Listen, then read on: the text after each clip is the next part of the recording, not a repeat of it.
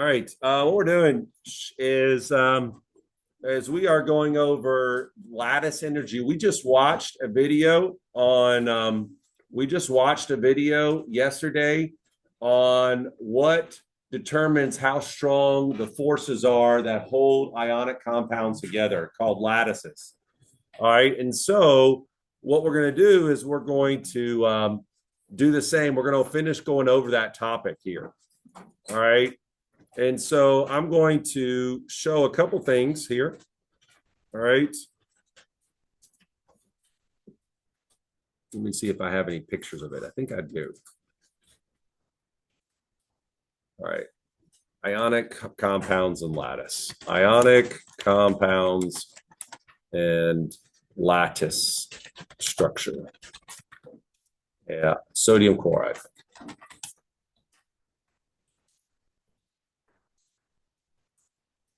All right, so if we look at this is what a lattice structure is. It's kind of like a repeating three-dimensional structure of ions that are held together. Because they're ions, they have what type of charges? Don't shut it out. Again, you do get credit for just answering questions. Ions are going to have what, DTF? Negative charge and positive charges. And the reason they have negative and positive charges is because they transfer electrons. That's what ionic bonds do. All right. And so if you look, here is a picture of this. Here it is right here. The sodium ions have a positive charge. The chlorine ions have a negative charge. And that pulls together and makes them hold together tightly. Now, some ionic compounds are going to have a tighter structure than others. All right. And what I mean by a structure, this is a lattice. Again, a lattice is a three-dimensional structure where the ions are in a repeating fashion. And so here's that kind of definition right here. Lattice is a three-dimensional structure of ions that have a repeating pattern. This is some of the notes that you were supposed to take yesterday. All right. And so that's what a lattice is. And we said that some lattices like this are stronger than others. All right. Some are stronger than others. And the way we determine how strong they are is by a word called lattice energy. Okay. Lattice energy. Lattice energy is the energy needed to take all those ions, all these ions right here, apart and turn them from a solid all the way into a gas. All right. So it's the energy needed to take it from a solid all the way to a gas. All right. Now, that's what lattice energy is. Lattice energy is going to be important because it's going to affect some things. All right. I have it written, but I don't have it written here. Let me pause it for a second so I can give you the lattice energy things that it affects. All right. Lattice energy is important because it plays a big role in solubility, whether something dissolves or not. It plays a big role in melting point. It plays a big role in hardness, and it also plays a big role in stability. These are all things that why lattice energy. And again, lattice energy is the energy needed to pull those ions apart into a gas. All right. So how much energy and force it has is dependent on its lattice energy. All right. Now, one thing we need to remember about lattice energy, we need to know Coulomb's law. Coulomb's law. Coulomb's law is the law that tells the force between charged particles. All right. In fact, the formula for Coulomb's law, and in fact, you're going to have to know this in just a minute. That's going to be one of your bell ringer questions in just a minute, is F equals to K times absolute value Q1 absolute times Q2 absolute value divided by R2. That's the formula. Okay. The Q stands for what? Don't shut it out. What did the Q stand for? Kennedy. Yeah, the Q stand for the charges. All right. The R stands for the what? C-root. Yeah, the distance between the nuclei of the charged particles. Okay. So That's what it represents. So the greater the charge, the more force you're going to have between them. Or the lower the distance between them, that'll make the R smaller. That makes the greater the force again, too. All right. And so that's what we're trying to show with that. All right. Now, going to our examples. Here are our examples. All right. Sodium chloride versus rubidium chloride. All right. These are two ionic compounds. They're always between a metal and a non-metal. And sodium chloride, if you look at your periodic table, let me grab my periodic table. Sodium is right here. Rubidium is right here. It's a little bit further down.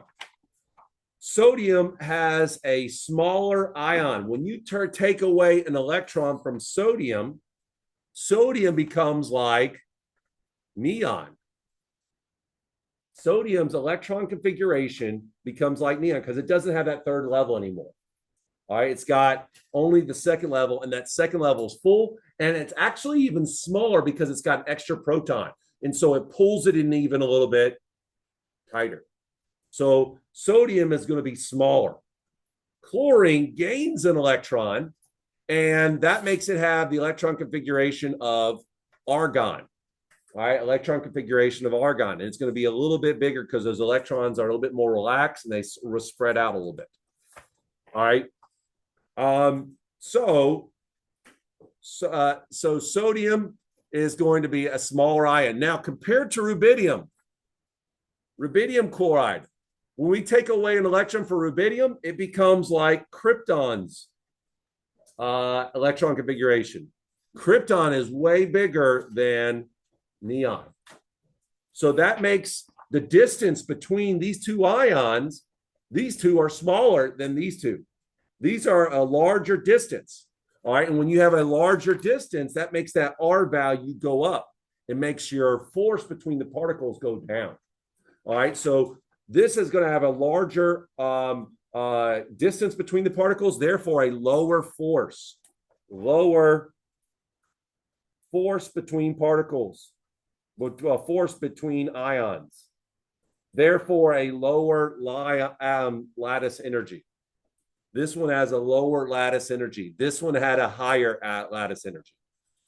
On the other hand, and again, I'm just reinforcing what we said here. And again, I told you I didn't want you to write everything down because I had the notes a little bit. All right. Magnesium fluoride versus sodium chloride. Okay. Magnesium fluoride versus sodium chloride. Here is magnesium and here is sodium. All right. Which one?